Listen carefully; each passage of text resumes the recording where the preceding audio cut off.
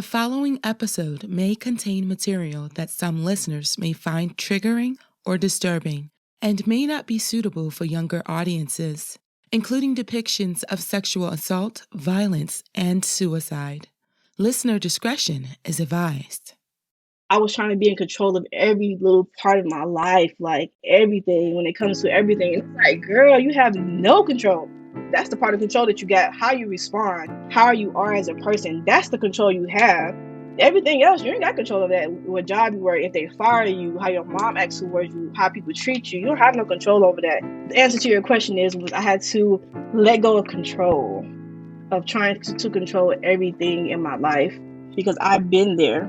No matter how insignificant you felt, you matter, you are enough, and never forget that. Hold on to that. Tell yourself that out loud every single day, every single hour. I know you feel empty, but God can and will fill you up. Surrender that. These are stories featuring everyday women who have overcome some extraordinary obstacles. From AshMedia Network, this is the good news.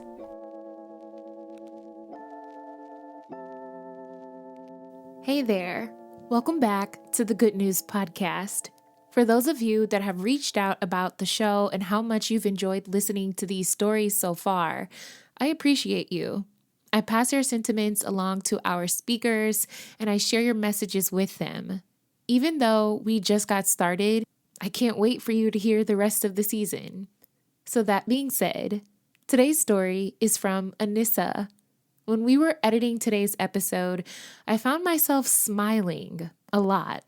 Anissa has such a sweet soul, and it comes across deliberately. She speaks from a place of compassion, even though she has every right not to. When speaking with her, I found myself nodding my head in agreement and wanting to cut in and finish her sentences because I could relate to some of the things that she said. And in all honesty, I think we all can. Here's Anissa. My name is Anissa, and I am from Miami, Florida. I'm a water sign, so I love water. I don't like that it's always hot, but I do like that I can go to the beach all year. My personality back then, I was very reserved, very quiet, very innocent, very sweet. I was pretty much out the way. I was known but wasn't known, if that makes any sense. So I was kind of like popular, but not popular. I think one thing that stood out was like how I dressed, my fashion. Like I love like clothes and shoes. So I had like all the sneakers. I was like a sneakerhead. Yeah, I was in dance and cheers. So I kind of like, that's why I say I was more so popular, because of the things that I did, not because of kind of who I am, because I'm like very quiet and stuff. But after I cheered and danced, I'm close to the football team and the band. So I knew a lot of people. So I did have a lot of friends. I have 3 older brothers from my dad's side, and I have a younger brother from my mom's side. And I mean, pretty much my dad, I mean, he lived a very short life because, he passed away when I was like in 5th grade. And he was, in the streets. He was like one of those hustlers, street pharmacists is what they called them. And then he passed away at a very young age. So I wasn't really close with him. And then even before then, he was like in jail often. I couldn't really correlate a relationship with him, but I did know he loved me. My mom, on the other hand, I can't really say too much about her life because I only kind of like know of her life through other people. So I can't really voice like, oh, I know about her life, other than her being my mom and things like that, because I did stay with my grandma and my aunt sometimes. So she kind of like did her thing. She was young at that time, so she kind of like was doing what I was doing when I had a kid, so I couldn't really blame her. I can't really say, yeah, I knew this about her life or like those type of things. I know she kind of like went through her own things, but I can't really say I know her life other than, her just being around, being my mom and things like that. I think I was maybe like 5, possibly. She would go visit her dad.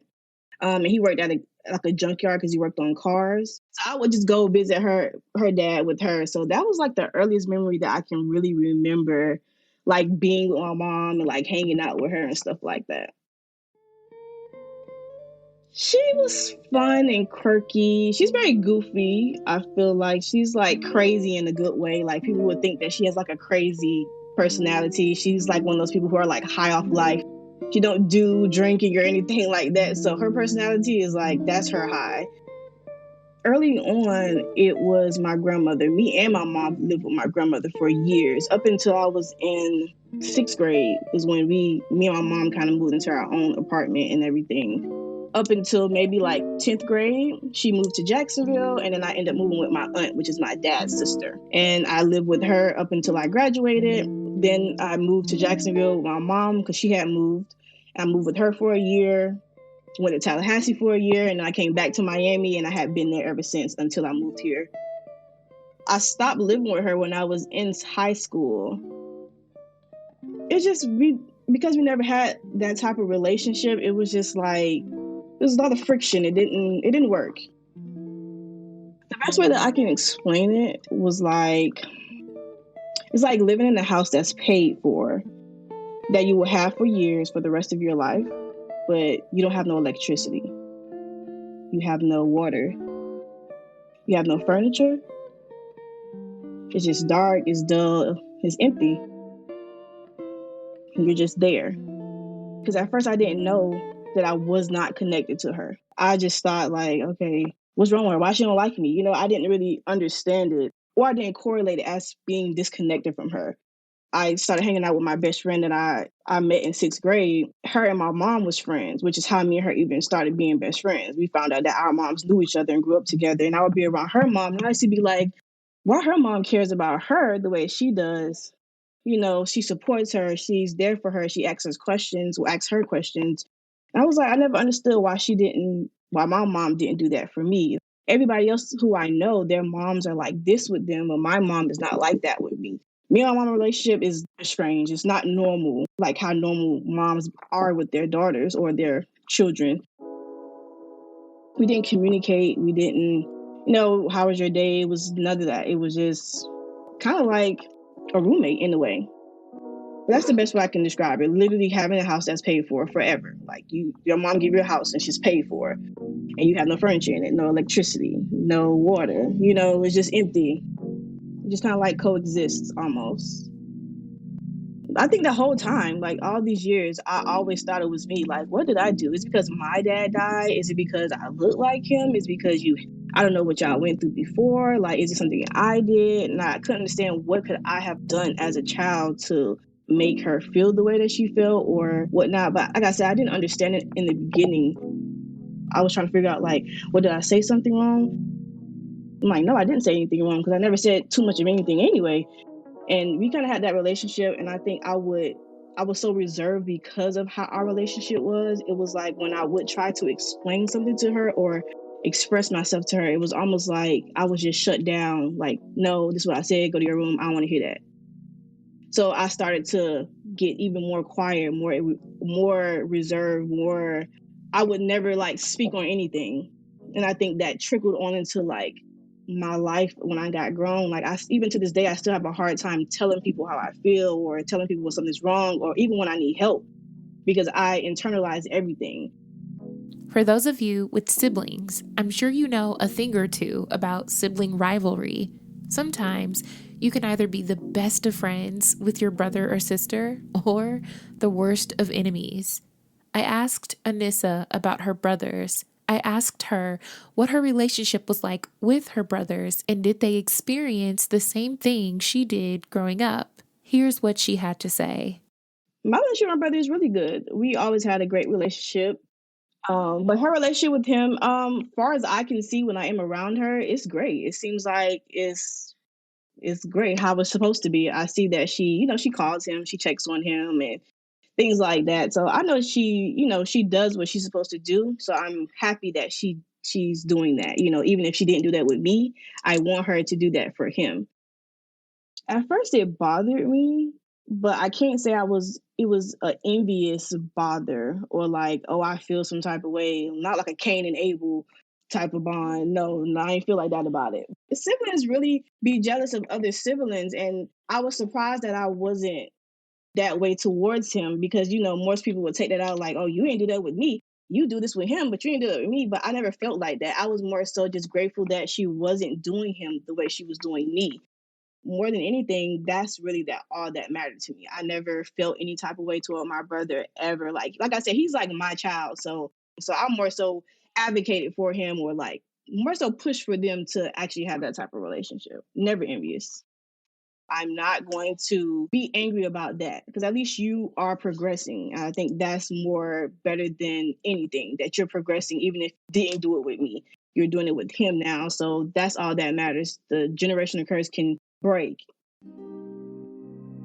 I did have my aunt and my close cousin who kind of like gave me that. So I can say I never missed a beat as far as like someone showing me love, but showing love is good, and I appreciate that I even had that.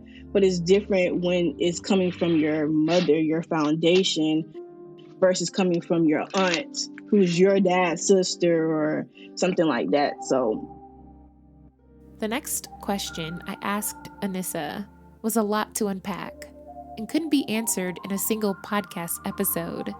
This is just my thoughts and opinions, but I wanted Anissa's perspective. I asked Anissa, why are parents, more specifically mothers, harder on their daughters than they are their sons? I know that's not the case for everybody, but I do know for a lot of women who have brothers, there is preferential treatment. I've asked my parents this, and I have my own perspective, but I was curious to know what Anissa thought and agreed to a lot of what she said. I think your parents are more harder on the first child, period, because that's when they're the most youngest and more immature. So they don't really know what they're doing, and they're trying to live their life as well. But I do believe that they do hold so in case of a mom holding their daughter to a different standard than their son, I think it's more so of the opposite genders, for one. And then I also think it is just because as women, we just mature faster than men or boys anyway. So maybe I just think that maybe they just feel like, you were built for this. So you can handle this and that and the third.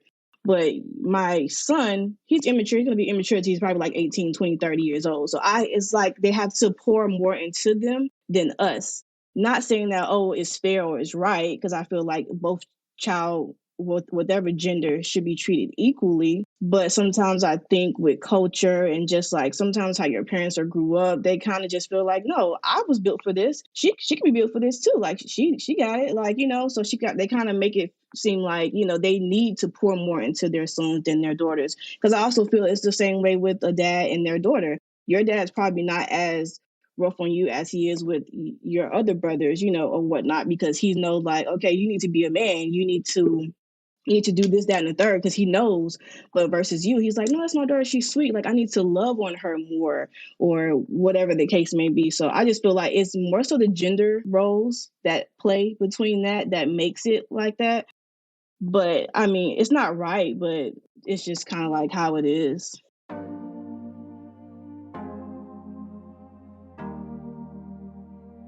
It definitely shaped my whole entire world, and definitely how I related to other people, or because to me it was almost like, okay, this is my mother. This is the person who birthed me. You got cut for me. You got a scar for me, and you don't, to me, do what I would think a mom would do. I would say I was just a really messed up kid internally, like emotionally. Like I don't, even now to this day, I still don't know how to show emotion. I still don't know how to me, I don't feel like I know how to show love, like externally. Most people like reassurance. They like for you to show it. And I feel like I'm not one of those type of people that show it. I'm very reserved. I'm very like hardcore. Like you would never, if something's wrong with me, you would never know that something's wrong with me. I can be smiling, I can be happy, and you would never know that I'm going through what I go through. But I feel like even with my relationships with men, I feel like that ties into it, because I can never like let someone love me, because I'm like, okay, well, I feel like my mom never really loved me in that way. Not saying she never loved me. Obviously, she loves me, but she never loved me in that way. And then on top of that, I didn't have my dad. So it's like a whole nother trauma that I have to deal with relationships. So I didn't have neither one of my foundations. I had people to pour into me. It's not the same when your foundation is pouring into you. So I kind of unconsciously put that on other people, or almost was expecting those people to give me what my mom never gave me.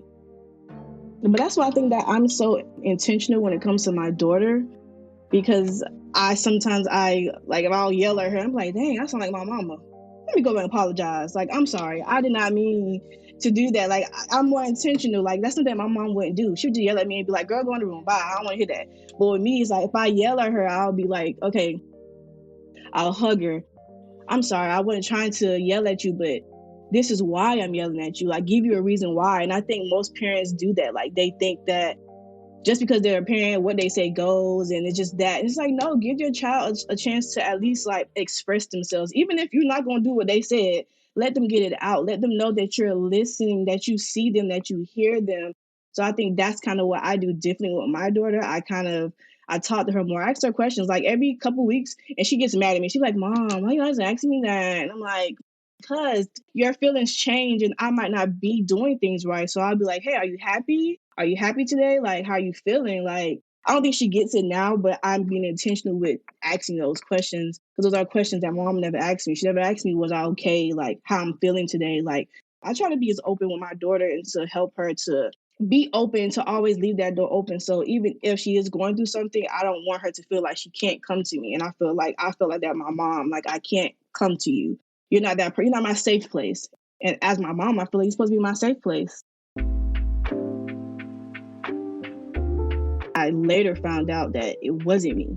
You know what I mean? It wasn't my doing. It was more so of her projecting her fears, her traumas on me. You know what I mean? So, I do know that she didn't have the best relationship with our grandmother, and that relationship was very estranged. So I feel like that kind of tied into how she mothered me, which is why I end up going back and showing her grace and giving her unlimited forgiveness. It wasn't necessarily her fault, and that she was a kid too. And she never got to get over that. And I don't even when my grandma passed, they never got to talk about it. But I know that, she does have a lot of trauma and things that I don't even know about. So that's why I try to show grace. Loving her no matter what she do to me, no matter how far gone she is, no matter what she does to me, no matter what she have done to me, we still have a chance to like mend it back together. I feel like God is the God of the unthinkable. He can do anything. So if he can change me and do miracles for me and everybody else, then he can do it for her. I would just wait on him to do what he do in her, because I can't do the work for her. I can only extend the support, extend the love, so reach out, do what only I can do.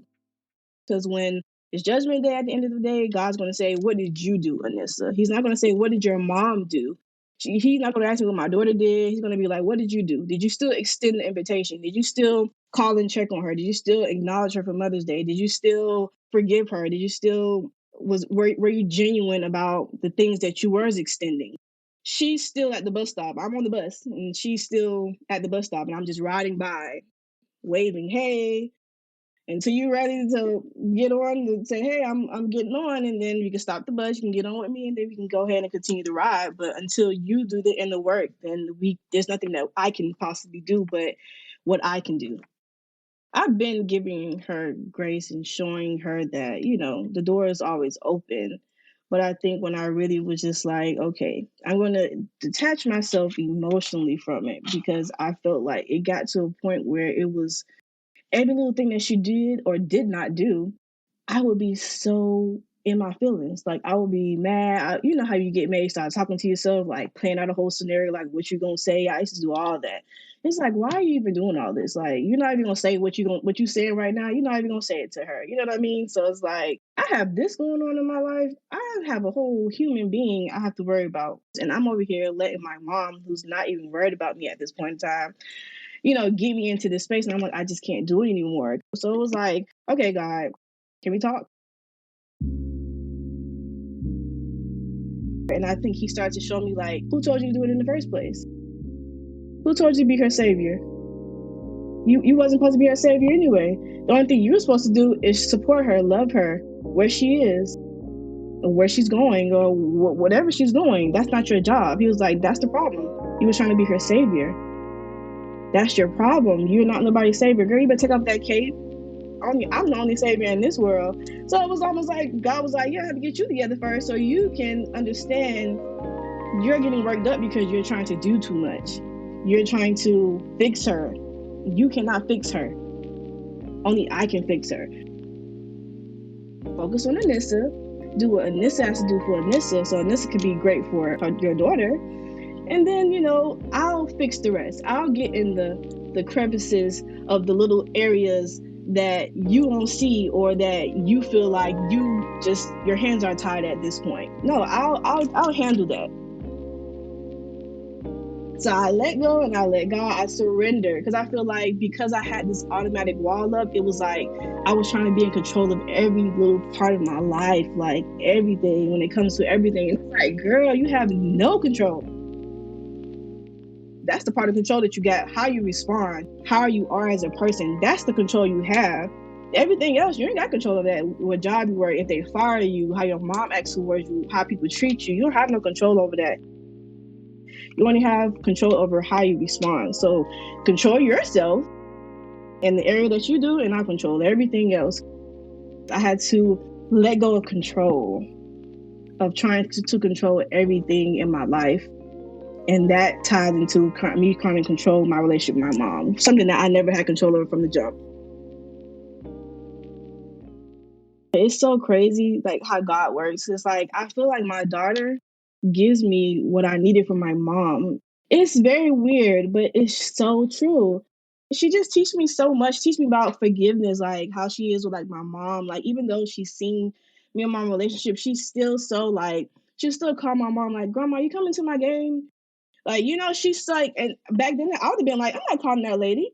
And then she just teach me like, the kind of love that God gives. Let's put it that way.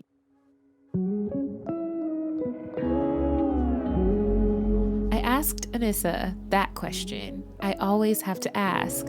For someone going through the same thing, what's the best piece of advice you can give them? And for someone who has never experienced this before, but they can still learn something from you, what's the best piece of advice that you could give them? Jeremiah 1:5. Before I formed you in your mother's womb, I knew you. In capital, knew you. Before you were born, I set you apart, you as a prophet to the nations.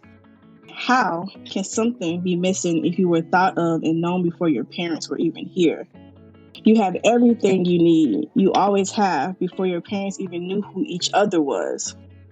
You already had a life purpose. And I think all the time why I couldn't have a life that I wanted.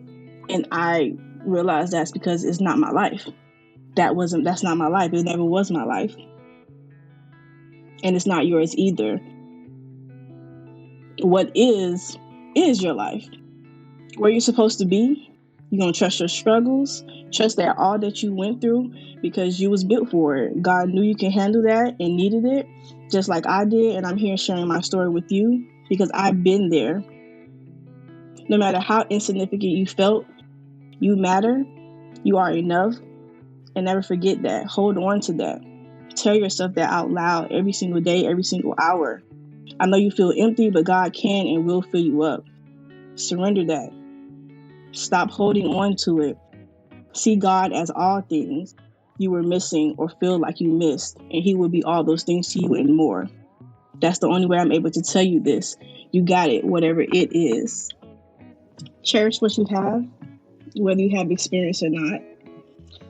You will experience hardships, trials. You will have trauma, whether is levels to trauma, but everybody will experience trauma.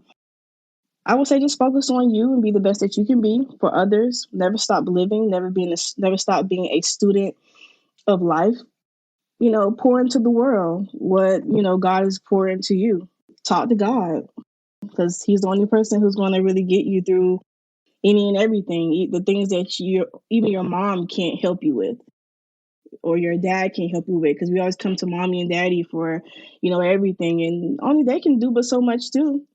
God is the end all and be all. So if you need anything, I would say turn to him, talk to him. How I'm talking right now is how I pray. So I don't pray all extra fancy and big words, but I just be like, God, I don't even know what I'm doing. Why am I doing this? Like, this is literally how I'm talking to God. He probably be like, I'm so done with you, child.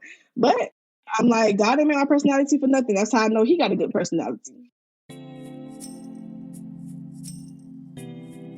The intentionality behind everything that I do now, that I think beyond the surface level now, that I'm not so critical now on myself, on other people. I like that I'm more outspoken now. I like that I have a better perspective. I like that I am learning every single day and having aha moments with God showing me things as I'm being still and working on myself internally. I like that, I can show grace now, that I can be forgiving now, that it makes me feel better now, So I feel like I've grown a lot in just over the past few years. Since like 2018, I would say I've grown tremendously in my faith, and I feel like that's what I'm most proud of. That leads me to every other direction of my life. So, we've come to that final part of the story where I would normally ask Anissa to speak to her younger self. But this time, I asked her if your mom was sitting right here with us, if she was listening to this podcast episode like the rest of us, what would you tell her? What would you say? If she was listening right now, I would tell her that I'm sorry for everything that you had to go through. I'm sorry that you didn't get the love that you needed, that you wanted. I'm sorry that you wasn't seen or felt or loved properly or how you wanted to be loved. I forgive you for everything that you did not do for me that I expected of you. And I'm sorry for even putting that on you, those expectations. There is still time for you to change or to be better, so that we can mend our relationship and be better for my daughter and my future kids, and can make up the time that we lost over the years. I pray for you every day. I love you immensely. You are a great person, even though, things happen and trauma has blurred your vision of even thinking that, or even if you don't feel like that about yourself. You are a good person. But I am still on the bus waiting for you to ask for it to stop. And whenever you are ready, and I'll be here. If you or someone you know is currently involved in an unhealthy relationship with a family member, click the links in the description of today's episode to learn more about your local services that may be available to you. There are a lot of things we cannot control in life, including the behavior of the people we love, but we can get help. We don't have to do it alone. Visit the American Association for Marriage and Family Therapy to find a family therapist in your area. To learn more about relational therapy, visit the links we provided in the description. The Good News Podcast is a collection of personal stories told week by week, with brand new episodes every Monday, brought to you by AshMedia Network. And remember, with every bad day, there is always a good day to follow. With every obstacle comes a victory. There is always something good to look forward to. Good news is always on its way.